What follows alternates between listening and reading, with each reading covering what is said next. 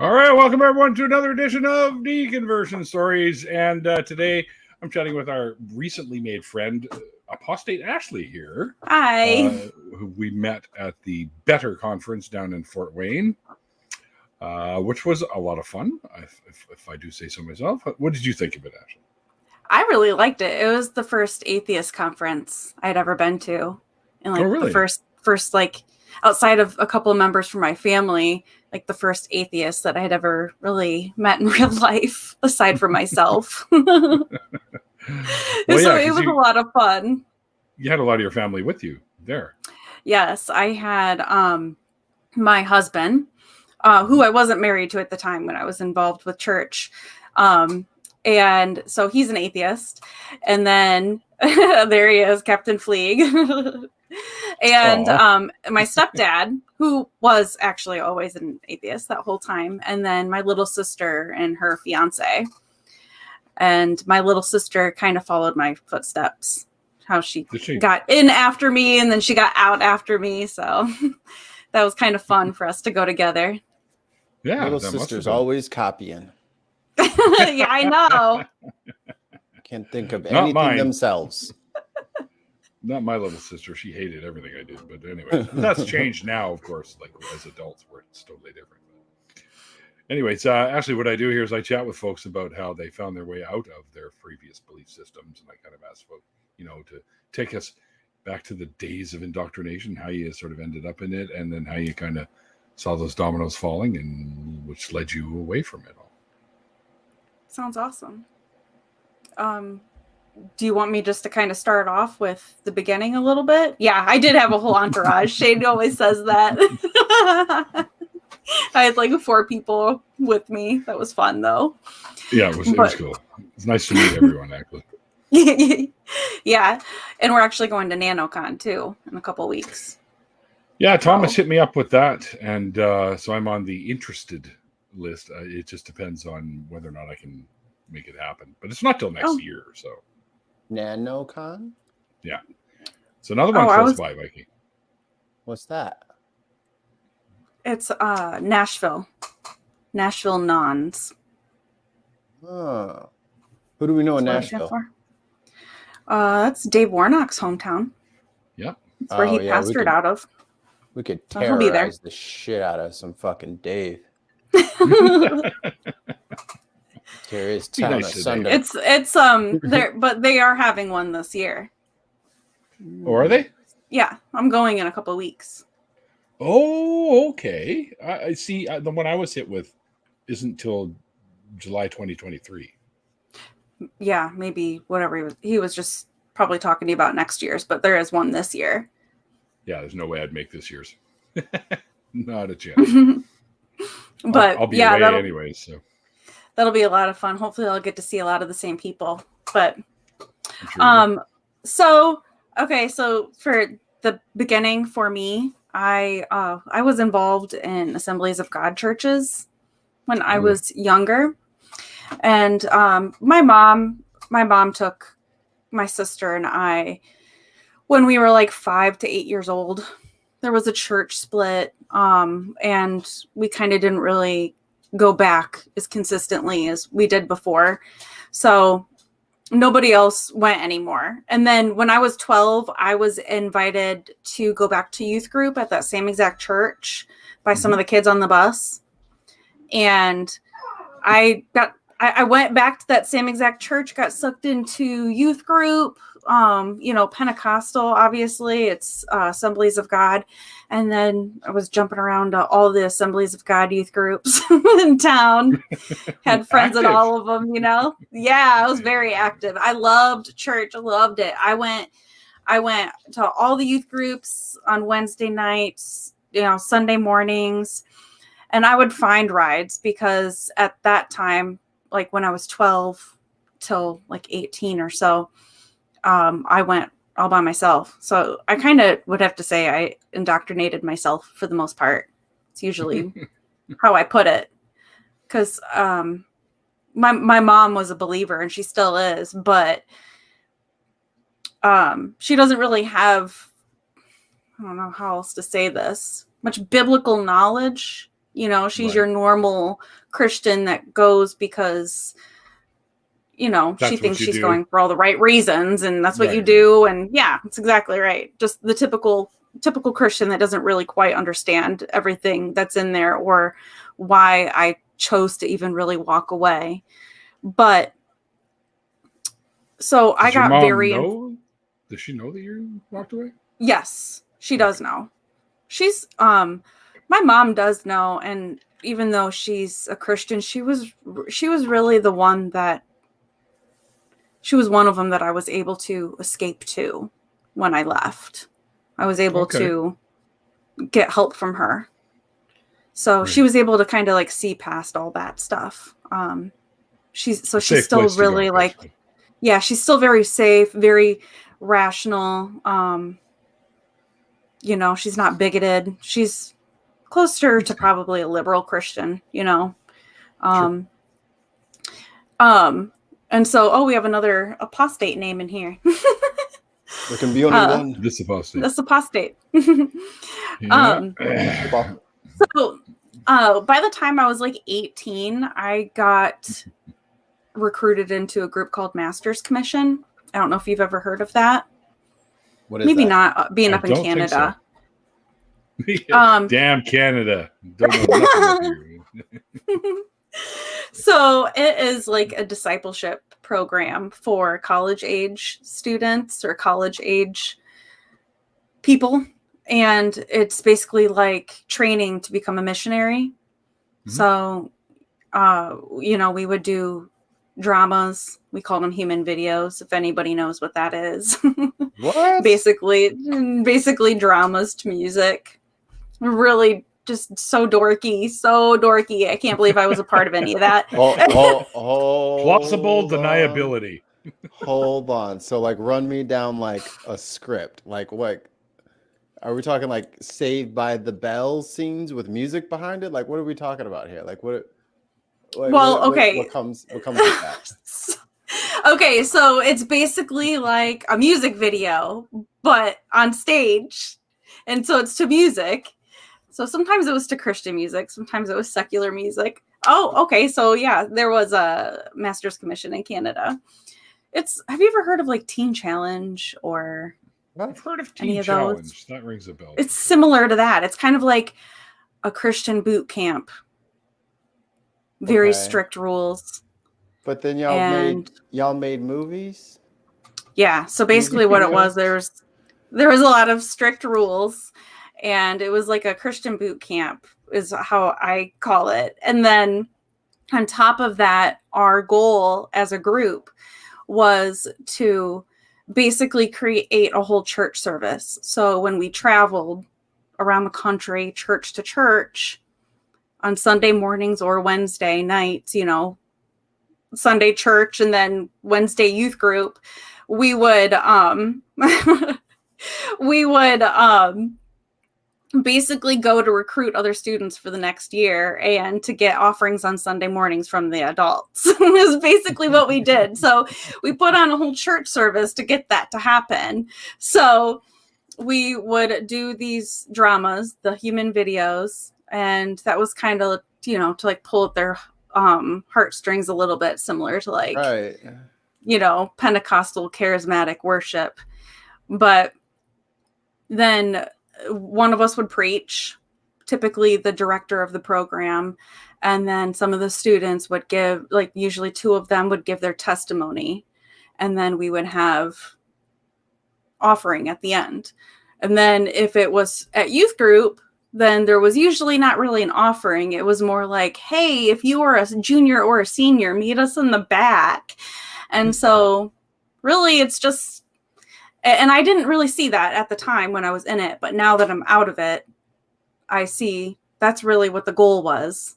Sunday mornings, we would travel from church to church, get money, and then from the adults, and then Wednesdays we would try to recruit their youth. And it was a very, very unrealistic atmosphere. We would come in Monday through Thursday, Sundays too, I guess. So Sunday through Thursday, and we would have to be there 10 minutes early. There were infractions for everything that, every rule that you broke. So we had to be 10 minutes early. If you were even a second late, like 9 minutes and 59 seconds early, then you were still a second late, and you would get an infraction if you were, or late home for your curfew, or whatever the rule may be. Then? Like, what was the typical, like, how did they punish you, sort of thing? On your day off on Fridays, they would call it Friday morning club. And sometimes there was like suicide running at 5 a.m, stuff like that. Deep cleaning in the church. Couldn't be me. Oh no! I would have beat somebody's ass. I'm not coming it was here in the morning to clean this damn church. I'm sorry, I was 30 seconds late, but I'm not cleaning these pews. Yeah, I'm not doing no more gum. I'm done with the gum. Yeah, it was horrible, and we had rules for everything. Like, your first year of master's commission was a Jesus first year, is what we called it. So you weren't allowed to talk to the opposite sex privately in any way. You weren't allowed to talk on the phone to the opposite sex more than 5 minutes. You couldn't have more than one text message a day with the opposite sex. And then when I eventually did go into my second year and got into dating, I had to have a contract of rules that I had to follow. We weren't allowed to we had to be in groups of people. We weren't allowed to be alone. Sounds like kind so of like a needless purity to culture say, thing? when I ended up, huh? Was it like a purity culture kind of thing, or? Oh, major purity culture. We had a whole commitment ceremony, for a covenant ring and everything. Actually, looking back on it, it's really creepy. There was Yeah, Hey, you got romantic worship music on, kind of like soft worship music. So it was supposed to be like a romantic type setting, like candles and the lights were dim and stuff like that. You're supposed to get your ring and then go and worship, kneel down and worship. And it was very strange. different Neil, guys. Different Neil. So I was involved in master's commission for quite a while. So I got into that when I was 18. I actually dropped out of high school to be a part of all of this, to be a part of the ministry. No way. Yeah, I did. It's a little embarrassing to look back on, but I ended up getting my GED before I went into all of that, and then went through their Bible courses, which is, I do have a at the very end of everything, I did end up getting a bachelor's in Bible and theology, but it really is just like a bullshit degree. It was all such a waste of time.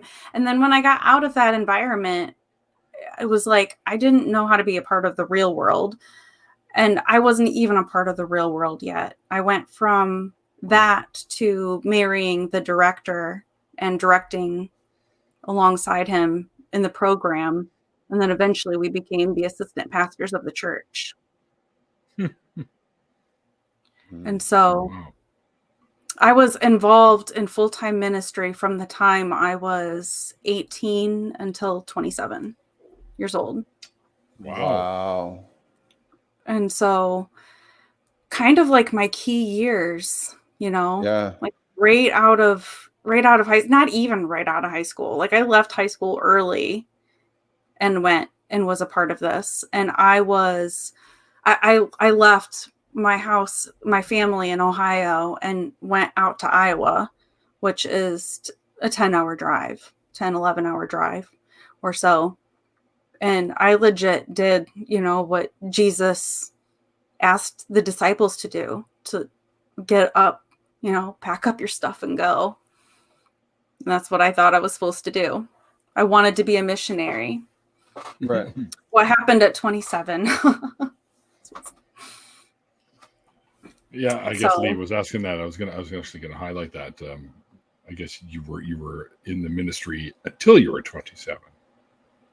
Yes, until I was 27. And when I left, it was so abrupt. I had gone through a process for about a year before I had left, where I was starting to see what was wrong with the Bible and started to kind of see some of the things that I had never seen before.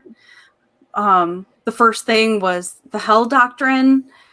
When I started learning about the words that hell was translated from, their original languages, and what they actually meant, and that there was really no reason to fear an actual hell.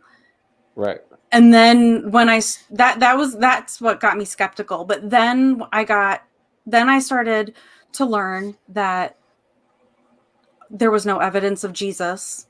Started getting into things of the Gospels, that basic information doesn't add up, that it was written decades after the fact. So it's possible that they couldn't have been eyewitnesses. And from then on, it just kind of snowballed. It kept going. And so I was there at a point where worship became so hard. And I'm like, I'm not somebody that can hide my feelings very well at all. I wear my feelings on my sleeve. And so it was very, very obvious that I was struggling during worship. It was very cringy to me, and I could not be in there anymore. And as one of the pastors, I was always typically up in the very front left is where I sat. The lead pastor and his wife and family, they were off in the front right. We were off in the front left. And obviously I got to a point where I stopped raising my hands in worship. And I would spend a lot of time like helping out in kids' church and like the nursery and stuff. Or I started sitting in the back and just kind of sitting with my head down, or like putting my head in my hands. And do you think some of the congregation noticed you sort of sliding a little? Yeah, when you were up? They did. You think so? Okay. They did. There were a couple people that knew me pretty well that kind of questioned, but I didn't really say anything to anyone pretty much that whole time. Until, my husband ended up finding out. He saw some things that I said on my phone. And so he questioned me about it. And I told him, I don't know what to do. I can't fake it anymore. I don't feel comfortable being there. I just don't want to be there anymore. And I don't know how to explain it. Unless I guess you've been a part of a situation like that where some of the leadership, it seems like in that type of world, the leadership and a lot of the people, they're so involved in every tiny aspect of your life. You know what I mean? Like you feel like to confess every little thing that you do, like if you watched porn or something, you feel like you have to go and confess it. And porn. Who watches porn? Be washed clean again, things like that. And so they're all up in your business for everything. And but were you up in theirs though? No, not really. See, that's what I find kind of weird. They all want to be in your business, but you weren't in their business. I know. Well, and it was a lot different too, being one of the female. I think at the time it was me. The only females on staff were me and the youth pastor's wife. And so it was a lot different, even though I was a pastor there. I still had my husband that was over me, in that world, the men are over the women. So then there was the lead pastor, and we were a part of a denomination. So I was a part of a denomination called Open Bible. It's really small, really similar to Assemblies of God, derived out of Foursquare, in the 60s or 70s, something like that. Can't remember exactly. But, so Open Bible churches, they they have like a hierarchy. So, you know, you have your churches, the pastors, and then the pastors answer to the regional directors. And then from there, they have a national headquarters. So then there's a president on top of that. So no matter what, I mean, obviously I always had men over top of me. So I was treated a certain way. Not necessarily horrible, but I was definitely treated differently than, let's say, my ex-husband.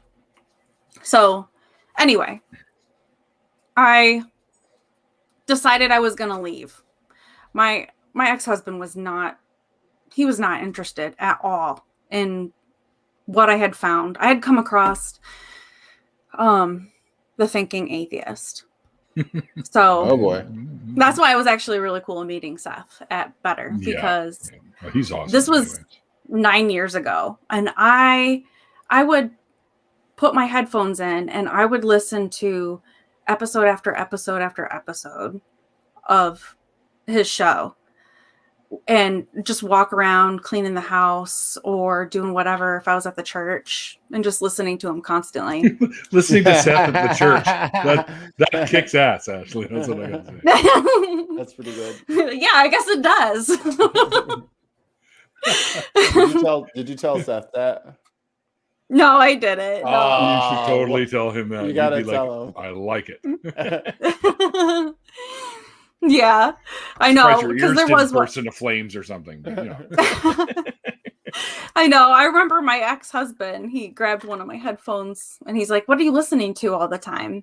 Nothing. And yeah, Mine, yeah. and I was like, "You should try to listen to him. He was a Christian radio broadcaster for 20 years." But then I told him, obviously, yeah, he's an atheist now, though. And so that was a big shock. Porn, don't listen. Not atheist stuff. So it was hard to leave because they were so involved. And so when my husband found out, you know, obviously he got the senior pastor involved, basically everybody involved. And the day that I decided to leave, or the day before I decided to leave, I told them that I wasn't coming back, and, you know, peace, basically. So I sent it in. I kind of was like, I don't know, I guess maybe I wasn't really like straightforward with it. I did it in a text. I didn't really like officially say bye to them or to anybody. And I kind of sent it in a text, and it was a very controlling situation. I don't even really know if I really want to get into that aspect of it, but I basically got on a bus and left. Wow. I basically got on a bus with my suitcase and my daughter and left, went back to Ohio. I had contacted my stepdad, who you had met there at the conference. And he was the only atheist I knew, the only like non-believer I knew. And when I kind of realized that I didn't believe, I called him and I was like, "Dude, Jason, you've got to help me. What did I get myself into? What is this?" It was like when I started to realize it was totally like that. Like, what did I get myself into? How in the world could I have gotten this knees deep into it? At that point, it was almost 20 years that I was so knees deep into it. And I had just then started getting through the last semester of Bible college. And that was why I started to realize some of the things that I did. But it wasn't until like, you know, the last year or so. And so I'd have to say, like, my knowledge on the Bible, even though I went through Bible college and I had the experience that I did, it's not like my knowledge is crazy amazing or anything like that. Or I'd have to say that there's probably pastors' kids that could run circles around me and, you know, Someone else is running circles around you. Sounds like there's a cat burglar who just threw a grappling hook through your window.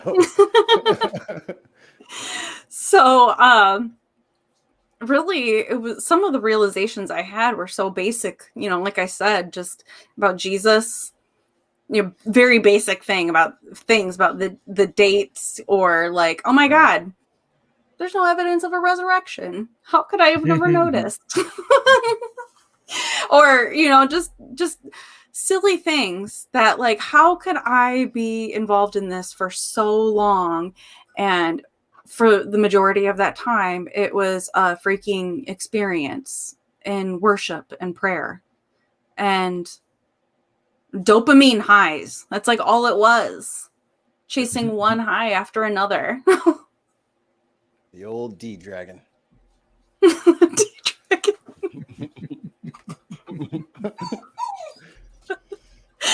Puppy knows what I'm talking about. Nope, there's my puppy. Yeah. Aw. Puppy understands. Oh, Oh, isn't he cute? Oh my God. oh, everyone's getting the kisses now. Oh my God, his ears. There you I go, know, aren't they folks. aren't they the best? They're bigger than his whole head. I know. Very cute. My mom hates dogs with ears up. She Really? only likes the Why? ones with the ears that are flat. I said, why? She goes, I don't know. I'm scared of the ones with the ears up because they're usually like big mean dogs. I'm like, big mean dogs. Maybe she's thinking like a Doberman. What? Yeah, she is like Yeah. Dobermans. I said, so you're okay with Rottweilers? Because theirs are kind of droopy too. Yeah, they got the flaps. Yeah. I have a As well, golden. no, I know. Yeah, awesome. She's got the flops. The old floppy satellites. Okay, so Lee wants to know what happened next. So he wants to know what happened when I got back to Ohio. What's the matter, Lee? I'm getting too like the way we get off distracted. Sorry. Make Lee happy. Oh, it's okay. It happens all the time. So Patience. So I feel like I'm kind of like running through this real fast. There's just so much details to it. Can I ask you a clarifying question then? Yeah.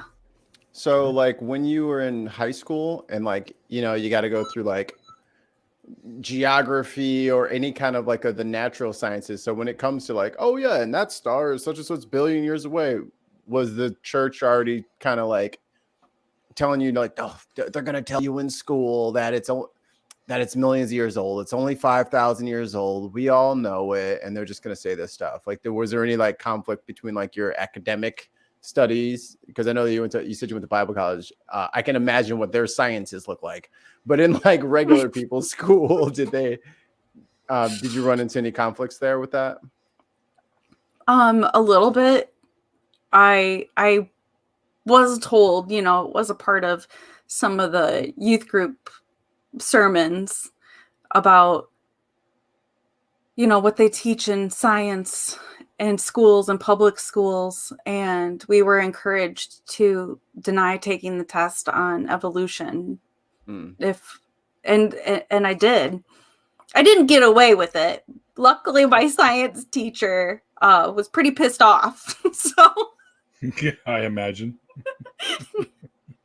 He's like, you wanna are what? you freaking kidding me? You said So what? I took it. He's like, no. You're not going to get out of this. This stuff is fact. So Yeah. You're smart. You're taking your test. So yeah, I did have to take it, but I did like dismiss it without any knowledge of why I was dismissing it, but I did dismiss it. God was whispering in your ear, this is nonsense. Don't listen. Yeah. So yeah, that back in high school, I was just, my head was so into church. Just so into church. I did not do too well in the sciences in general. That's not surprising, really. especially if you had a set of beliefs that were contradicting what you were learning. Yeah. So I think you would naturally fall onto what you already believe to be true rather than take the word of some teacher in a school. I mean, and like I said, I dropped out too. So I actually didn't get super far into science. I got through my sophomore year, but I never did junior or senior year science. So some of my math and my science only are sophomore year. That's all the ones I use anyway. Everything else I just make up. what? Most people don't know that I'm making it up. Oh, So when I decided to go back to Ohio, and I legit had nothing. I had my suitcase.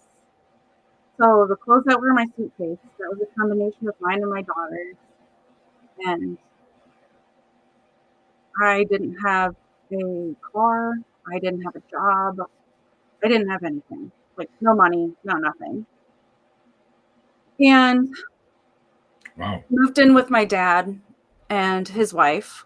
And his wife is so super Christian.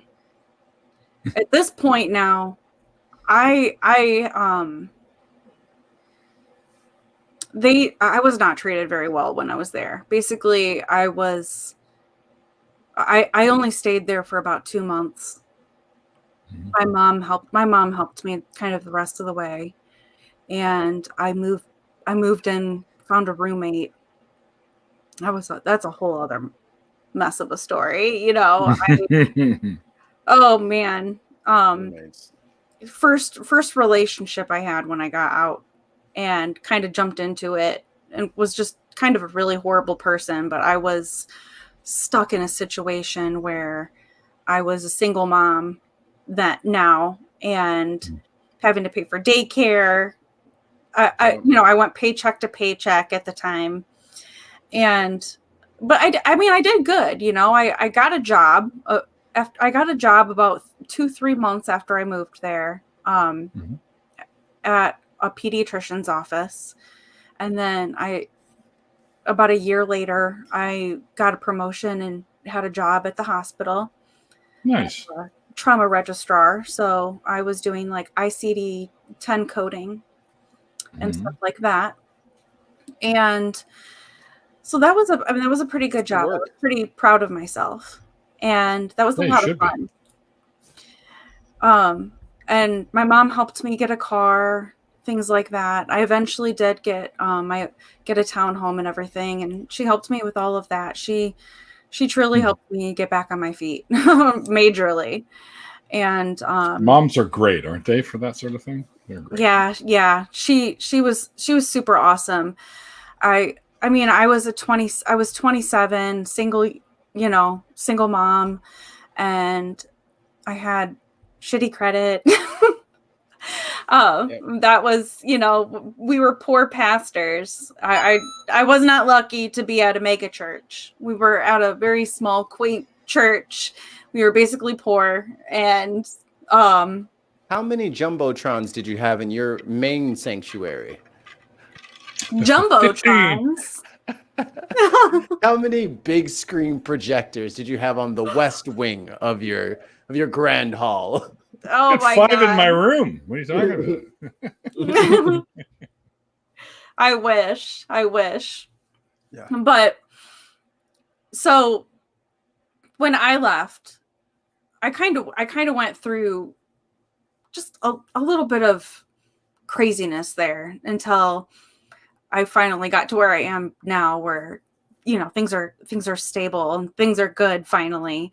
But it's been almost 9 years now that I've been out. And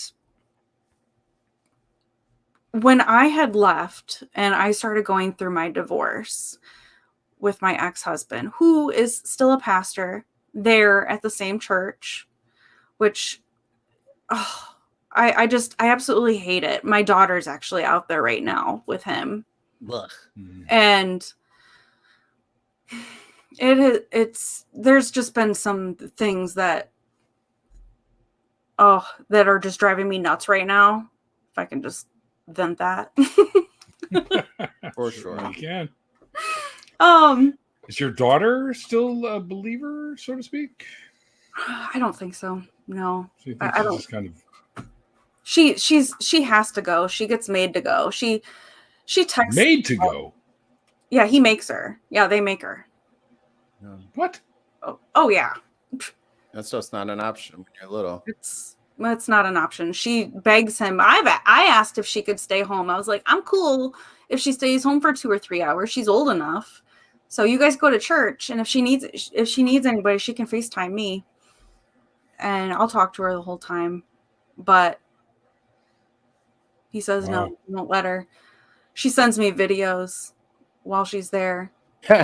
Like, look at how ridiculous this is. Right. Mom, they're live on Facebook right now. Go on and give them a piece of your mind. Mom, here's the link. Here's the link. They're on Twitch right now. Go, go, go. Get them. Show up with horns and a pitchfork, yelling and screaming. Chase them off the internet, Mom. I know. It's hard. It's hard.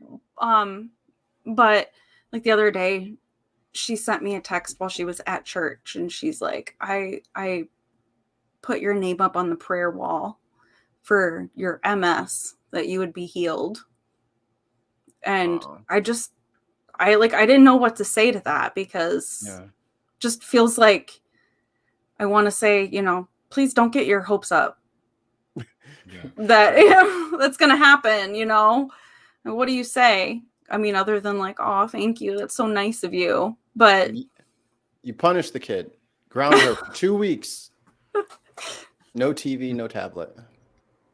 But when I left and I was going through my divorce process with him, it got messy for a while. It was really bad. I mean, I literally I was almost to the point of selling my body on the corner of the street because of trying to make enough money for a lawyer,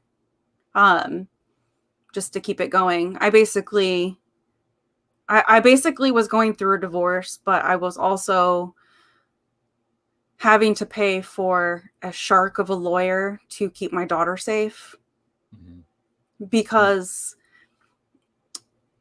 before there was a divorce decree in place or anything having to do with custody, she was going back and forth month to month between Ohio and Iowa. And one of those times, her dad didn't give her back to me. Really? Yeah, refused to give her back. No other reason other than the fact that I'm an atheist. And really? Yeah, it basically came down to whether or not if he thought I was moral anymore. And so he kept her from me. And so I got my butt in my car and brought my sister with me. Not the one you met, my other sister. And we drove through the middle of the night to get to Iowa. And I tried to be sneaky and get her from the daycare, but she wasn't there. I went to his house that used to be our house, and he wasn't there. I went to the pastor's house trying to look for her. Started going from house to house. Came to find out that they were taking her from house to house of members of the church on purpose to keep her from me. Yeah. And so I was trying to chase them around town for about 3 days until I finally got a court order from my lawyer in Des Moines, Iowa, to get her back. And then, because I mean, I was to the point where I was like, oh my God, I swear I'm going to call the news station and Right. I'm going to call everyone and I'm about to blow this shit up in Des Moines. Fucking daughter back. And it is kidnapping. And the only reason it wasn't legally kidnapping is because there was no court order in place. There was no divorce decree officially in place. And so they were able to get away with it. Mm-hmm. But then when I finally got her back, she told me one night, well, she asked me one night, how many more nights of sleep until I go see my daddy? And I said 4 more nights of sleep. And at this time she was 4. And so this was 8 years ago. And then she got silent for a little while. At that time she had started getting like a red ring around her lips, out of anxiety, licking her lips. Yeah. They got really chapped. I used to do that. That's so I totally forgot I used to do that until you brought it up, but I totally used to do that. When I was nervous, I would lick my lips a lot and then they would get all crazy. Yeah. And that's how I knew she was very stressed, was when she would have that red ring around, and that started happening right around then. And then I don't know if this is too much details, but she started developing something called ancopresis, which is basically severe constipation. Mm-hmm. And so my sister dealt with that. Oh, really? Yep. So like sometimes that just happens, but they believe that the doctor believed that started to develop out of her need to have something to control. Right. And so to try to control her stools. So she started having a lot of potty accidents. And basically, and then so she had another potty accident a few minutes later after she had asked that question. And I took her to the bathroom. I was at my mom's house at the time, and I took her to the bathroom to clean her up. And then she said, I'm not going to say the person's name, but so-and-so, she gave details of sexual abuse, basically. Yeah. So actually, I don't want to say exactly what she said. Right. But the boy that she talked to me about was a 17-year-old boy from the church. And the parents... And how old was your daughter at the time? 4. She was 3.5 at the time. So going on 4. And so he was a member of the church. His parents were mine and my ex-husband's best friends. And so the church does what they do best, try to play police and take control of the situation and shove it under the rug, trying to protect their own. Do nothing. Yeah. Do nothing, protect their perpetrator. So my divorce was like literally fighting for her life to get custody, because it's like he didn't see clearly either, because he didn't believe any of that. He kept trying to go around that family.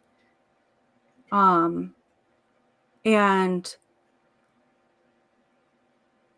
it's just, there's a lot of like trauma related to Iowa for both her and I in a lot of different ways. But for us, like, it was the fact that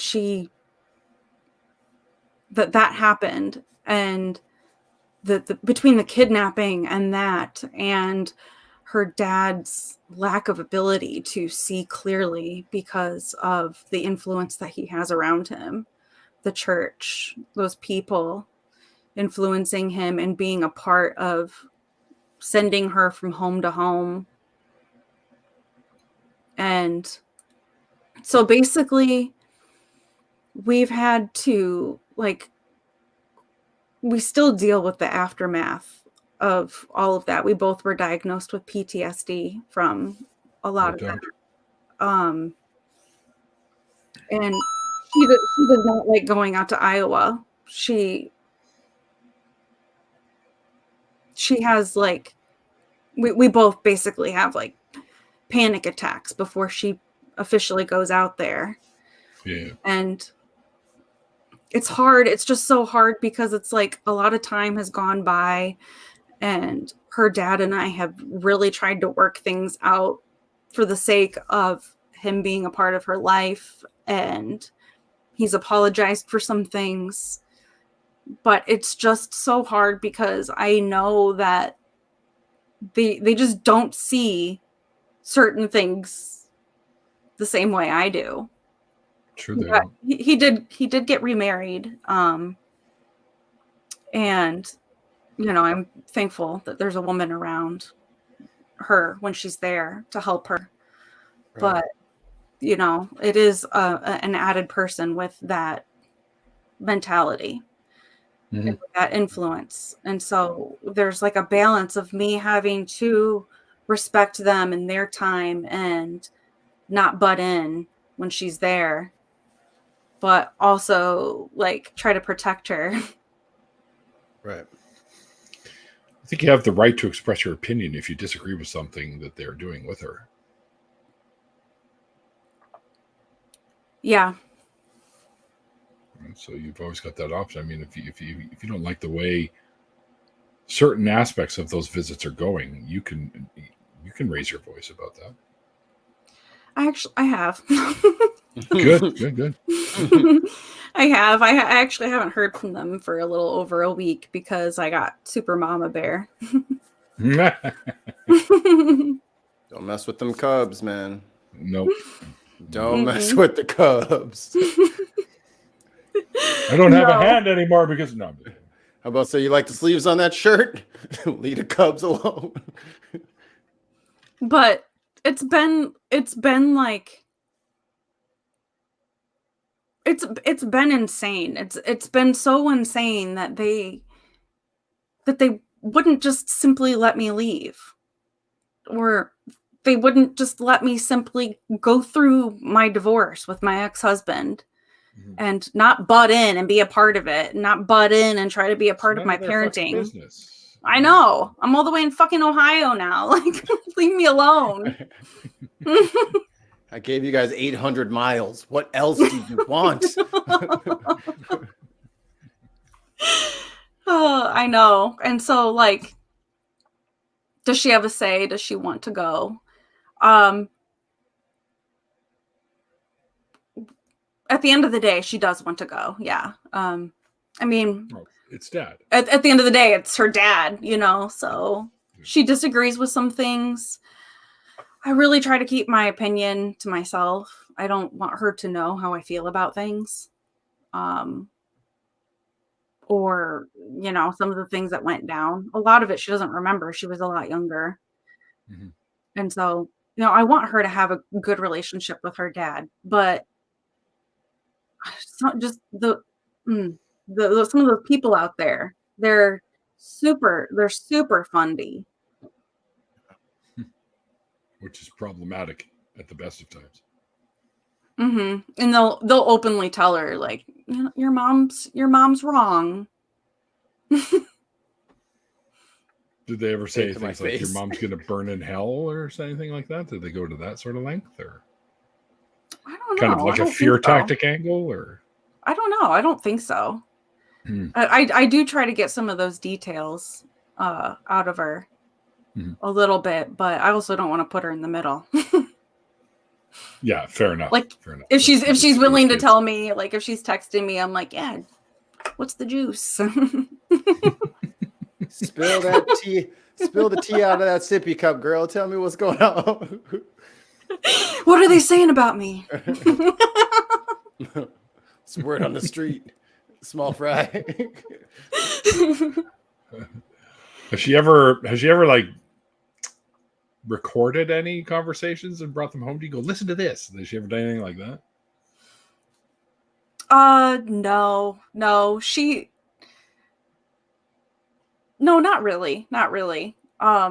She has said she is worried. Yeah, she's worried about being in the middle. She's worried about, like that person said, it sounds like she's already in the middle. That's exactly what I try to not do. You know, I was on TikTok the other day and I saw her new stepmom and her doing that, you know, that tortilla slap thing that, I don't know if you've seen those videos. Yeah. So I saw them doing that and I laughed. And so I sent her a text and I was like, that was really funny. And she said, were you weren't mad or anything? I thought maybe it would hurt. I thought it would hurt your feelings that I was having fun with her. And I was like, no, girl, like, I want you to like her. I want you to have fun with her. I want you to love them. I don't want her to take on anything that I feel or any of my opinions. I always try to tell her I'll support you and whatever. Great. Just spend time with your dad. Just love him. But, you know, I am pretty honest about the religion stuff, though. You know, I do talk to her. I have talked to her about like what priming is in worship and like what altar calls are. And we've talked about whether or not if prayer works or not, you know, what her thoughts are on that stuff. And so I try to stick to the facts for the most part rather than opinion, because she's kind of stuck between two different worlds. And when she's out there, she's probably going to feel defensive over him because that's who she's with. Yeah. So I try to like never, I really just try to stay neutral as I can. But I will turn mama bear if it's about her safety. That's all I care about. That's literally all I care about. Absolutely. And I'd be concerned if you didn't, because it is, you're right. It's about the safety. So, how did you end up getting involved with the Clergy Project? So, you know, I really wish that I would have joined, like, when I first got out. I was kind of in survival mode for like 7.5 years. And I wasn't on any social media, changed my phone number, all that. Right. And then got back on social media about a year ago and decided to try to apply for the Clergy Project too. Mm-hmm. So that was about 1.5 years ago or so, when I joined social media or so, a little bit after. And so actually I just got voted in as the communications director. So I'm actually on the board now of the Clergy Project. So that's cool. I actually have like a Clergy Project email. So if you want to email me, Ashley at clergyproject.com. Flieger Project. Well, I don't even know what it is. But it's there. I have one though. Well, I have all links that are relevant anyways, like your TikTok, your Twitter, the Twitter is the Clergy Project, your Facebook, your Apostate Ashley Facebook, and also your YouTube as well, which mostly seems to be the stuff you've done on TikTok you've thrown up there. Yeah, and that's where I do my interviews with other members of the Clergy Project too. So that's mainly what I focus on. Deconversion stories, basically, just like this, with the Clergy Project members, and going through, you know, why they got into the ministry, why they got out. And it's kind of cool, you know, it's kind of like there's a mix of denominations. Oh, for sure. And so that's what's really cool is, you know, I have a Catholic priest on there, and then, you know, ex-fundy pastors. So there's a nice little mix in there. Getting like rabbis or imams in there as well? No, not that I know of. I don't think that there's any, but I know that there's a nun, but I don't know if she wants to do an interview. Well, not nun, ex-nun, former nun, but She I got don't. out of the habit. There's not very many that are currently in clergy, but there are a couple that currently are and that are trying to get out. I'm not shaking my head at you. It's at Neil's horrible nun bun that he tried to slip in there. I didn't even notice it. Maybe it was that bad. Oh, it was bad. What did you say, Neil? Go ahead. What is it? He said she got out of the habit. I don't even get it. That's what they wear. They're called habits. Oh. Yeah, know the that. black and white penguin suit. Yeah, you're gonna see a bunch of boos in the chat in a couple seconds. Bunch of tomatoes flying at the screen. Yeah, and it seems like a lot of the other Clergy Project members were in the same boat as me, where we weren't necessarily like super biblically literate or anything like that. We all kind of found out maybe a little bit earlier on. There's probably there's a few of them that were quite a bit older and very biblically literate. But for the most part, it's like, I would have to say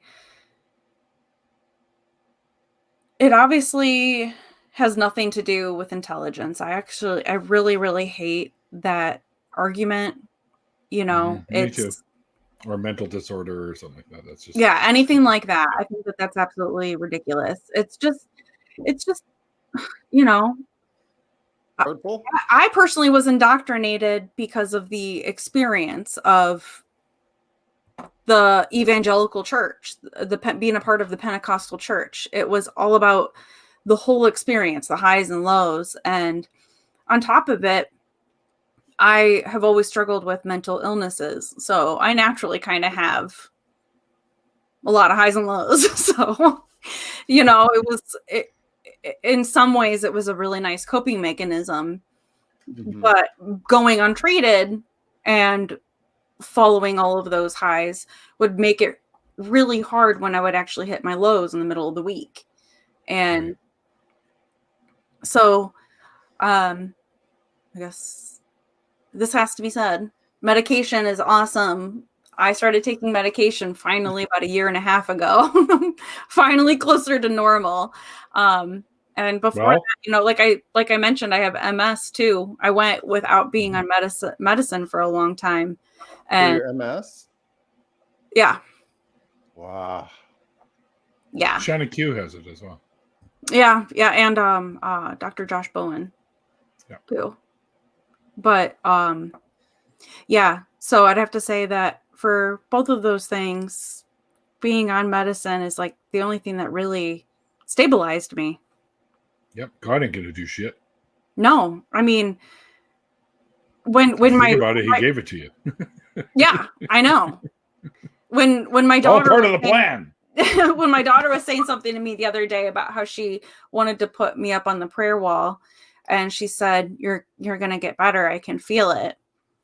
I did add in there, girl, I am doing a lot better. That medicine that I was on, that I started a couple years ago, has really helped me. If you remember, I used to walk with a cane, and now I don't walk with anything.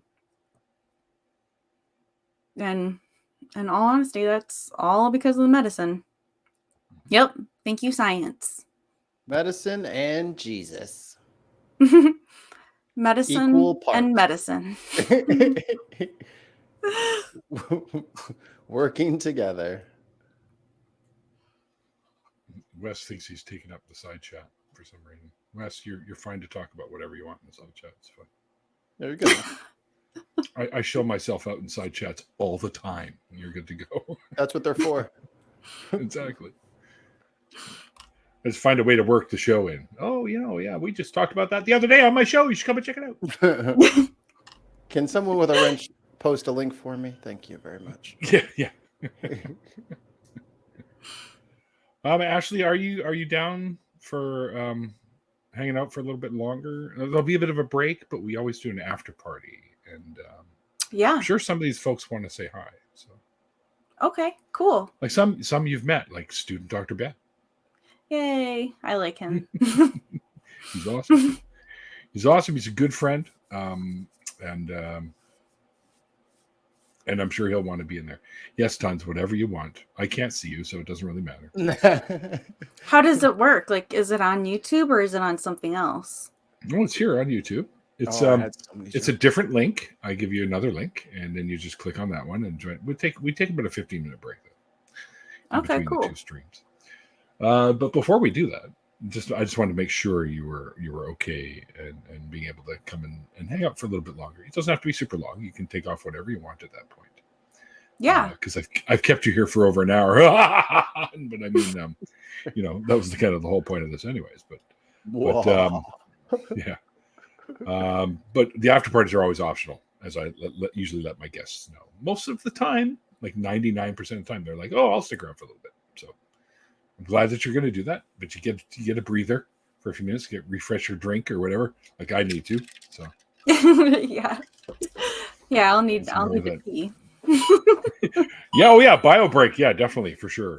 Because right now my bladder's going, I fucking hate you so much.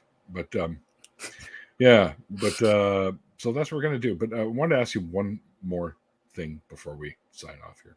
First, Mikey, do you have anything you wanted to ask? We kind of went over purity culture. That's usually what I ask. But right, I know you're gonna steal my last question, so I'll let you steal it. You're talking about telling your past self, like, okay. So if you could go back and talk to yourself in the past, what's the advice you'd give yourself? Where do I start? Run!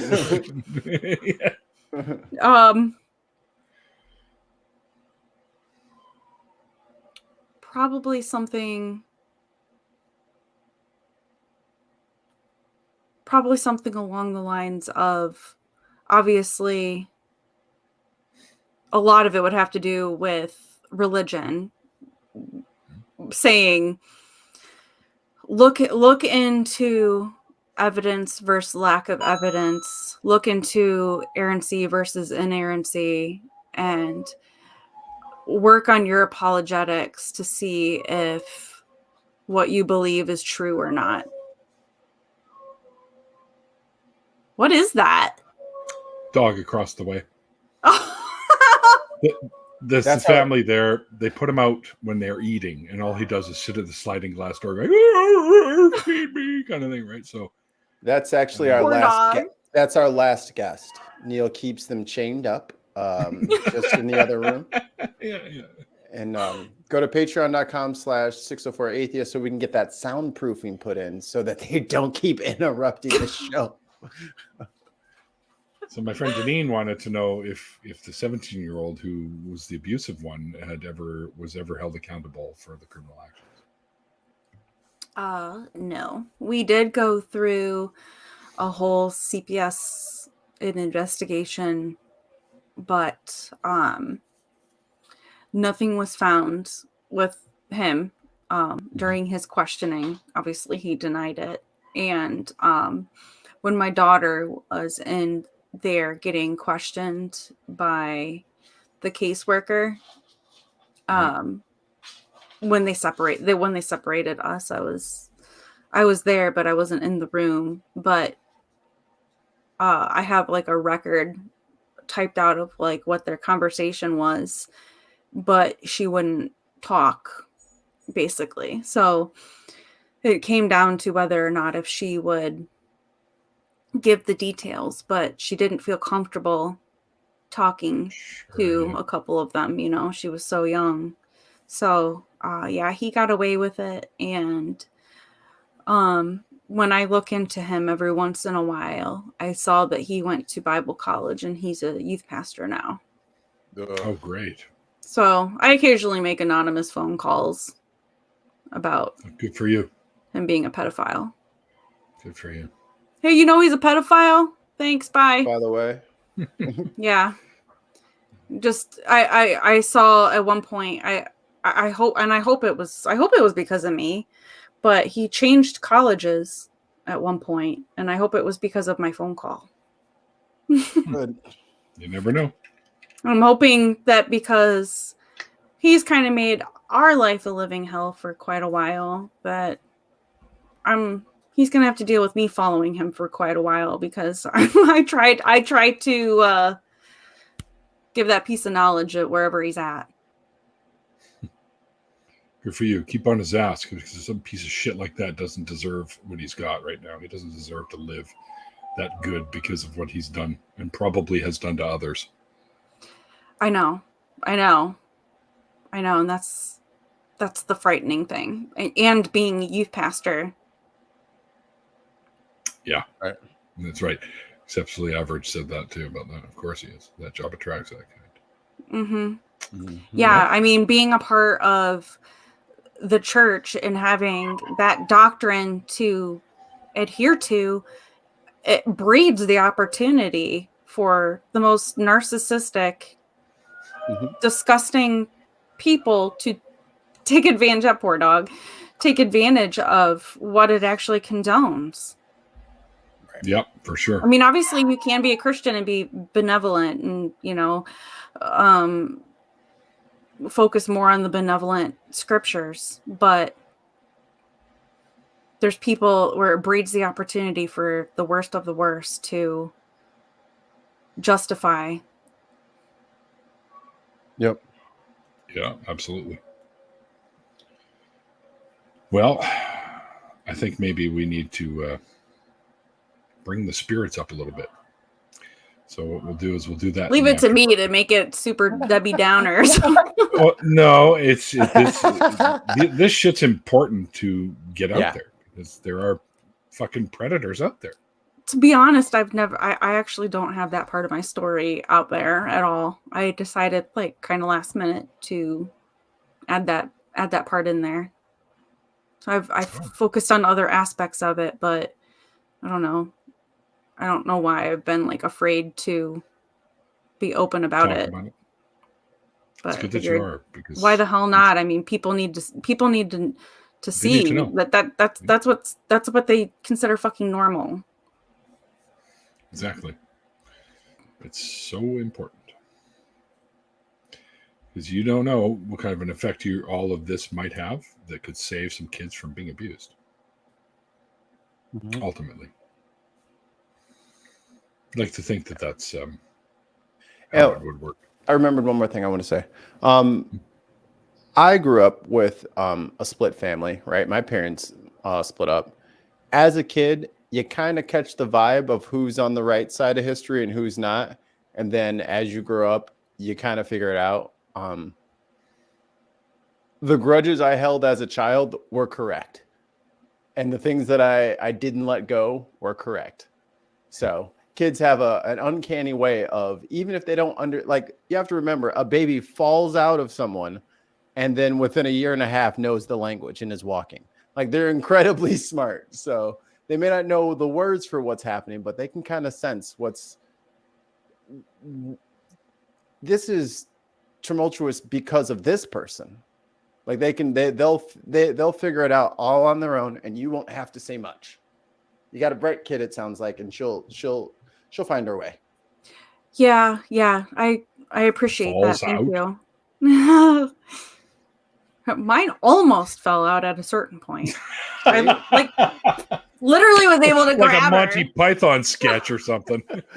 The doctor just goes down. I was. It was Got the super catcher's cool. mitt.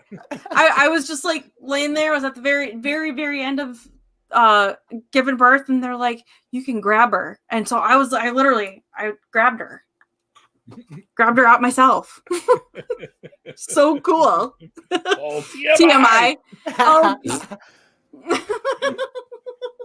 All's got kids. All's got grandkids. Small constitution. All right. Well, whoa, he said it. Yeah.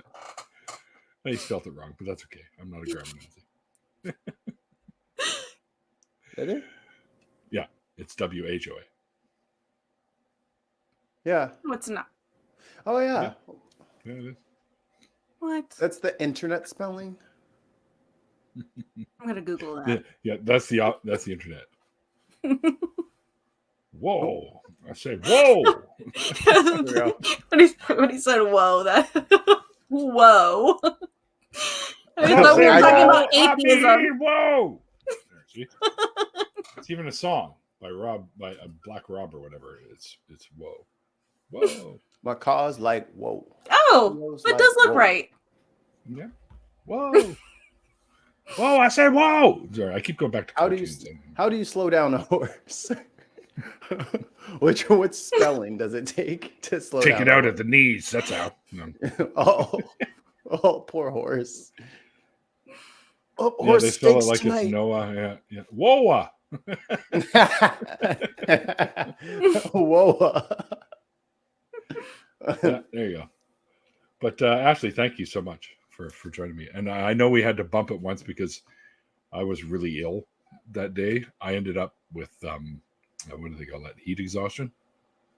So I was done. I came home and I just laid down and I had like 15 fans on me, an ice pack on my head. I was like dying. That It sucks. felt that way. But it wasn't quite Yeah. heat stroke is like much worse, but heat exhaustion is nothing to shake at. So. Yeah, it was no problem for me. I mean, I don't have a life, so like I can do this whenever. Maybe I'll have 2 co-hosts. The more the merrier. Yeah. There you go. All right, Paul spilled the beans. I was too baked. No, I wasn't too baked. I was baked, all right, but not that way. Baked by the damn sun. He was baked like lasagna. Yeah, exactly. You can. Yeah, That's Fleek says it's a real thing. Yeah, heat exhaustion and heat stroke are actually they come. I'm a what do you call it? First aid attendant, right? And also a health and safety committee person, so I know all about this stuff. Mm-hmm. Heat exhaustion sucks. Yeah. So, I don't know. I mean, I don't know if I've ever had like a heat stroke before, but yeah. Oh, heat stroke's Deneen even Murphy, worse. you're nice. Thank you. I love you too. I'll be seeing Deneen in a couple of weeks, probably. So I'm heading up that way. My trip is going into the Okanagan. Yeah, I'm in southern BC, and I go. Well, it's a little bit up and east towards the Okanagan Valley. Wow, which is nice. basically Canada's desert. It's what it is.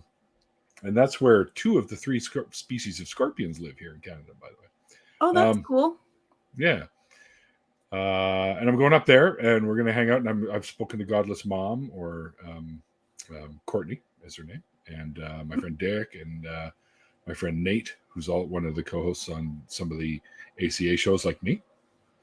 Yeah, so it's going to be fun. That's cool. And Stacy, of course, Deneen's daughter Stacy. I've had both of them on the show. They both kind of deconverted right around the same time. So that is just like a casual get together of atheists. Yep. Casual atheist nom session or something. Who knows? We'll go have dinner, a couple beers, whatever. That's cool. That's fun. We've done it here at the pub down the road here before with some locals around this area. Janice Selby. I'm not sure if you're familiar with Janice. Yeah. I'll probably she'll be there more than likely too once I let her know. Me too. She was at the little breakfast thing that we did just at the pub. The other. How close do you guys all live to each other? Pretty close. We could probably, all of the atheists I know could be in a meeting area somewhere in the middle within a few hours. That's cool. Yeah. Like Randolf Richardson, he's here too, and Argumented Reality lives here. There's quite a few of us here. Wow. Vancouver, which is why Randolph and I are going to actually start putting together conventions here and get stuff here in Vancouver. So that's super cool. We'll be calling on people to come and speak at them and stuff like that. So we'll see what happens. Wow. But we are way over time here, guys. Yeah, let's get out of here. I got to go to the bathroom. Yeah, sorry. Sorry. Leaving. So do I. So do I. And my bladder just breathed a sigh of relief. So I have to change now. No, I'm just kidding. But thank you again, Ashley, for being the guest tonight. It was great to have you on. Yeah, thank you. My pleasure. Thank you, everyone out there in chat lands over on YouTube, Twitch, and Twitter. Couldn't do this without you guys. You guys make it a lot of fun. And my amazing patrons, really, you guys are the meat and potatoes of what I do here on the show. So thank you for all the things you do for the show. I very much appreciate it. And that's it, guys. Mikey, thank you again for the job that you do, as well as being my co-host. But until the after party, guys, we'll see you there. There's a link for it in the description box below. But like I always say, after the interviews, like the late great Christopher Hitchens once said, it's called faith because it's not knowledge. And we'll see you guys next time. Bye.